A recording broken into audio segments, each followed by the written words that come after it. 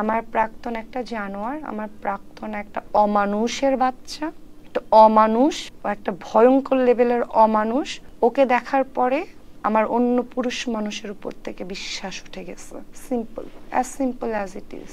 আমাকে যদি বলেন প্রাক্তনকে নিয়ে কিছু বলতে, একটা অমানুষকে নিয়ে আমার কিছু বলার নেই। ও অমানুষ, মানুষের জাতের মধ্যে পড়ে না। সবাই অহনার একটা ইন্টারভিউ ক্লিপ কেটে দিয়ে প্রাক্তন একটা জানোয়ার, আমি জানোয়ারের বাচ্চা, আমার বউকেও বিয়ে করার পরে এগুলা ট্যাগ বা ইনবক্স পেতে হয়েছে।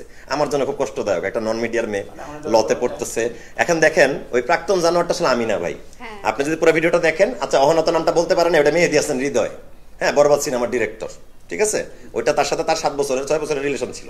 আমি মাঝখানে 7 মাসের একটা বন্ধুত্ব করছি, তখনও তার সাথে তার যোগাযোগ ছিল। আমার এই কারণে ওর সাথে সম্পর্কটা টিকে নাই। আমি টের পাইছি যে তার সাথে তার সম্পর্ক ছিল, আমি তাকে বিয়ে করতে পারি না। বিয়ে করা দূরে থাকে, আমি প্রেমটাই কন্টিনিউ করি নাই। তারপরে 2 বছরের গ্যাপ, 23 সালে ব্রেকআপ, 23 সালে গাঁজা খাইতাম, সেটা একসাথে হতে পারে।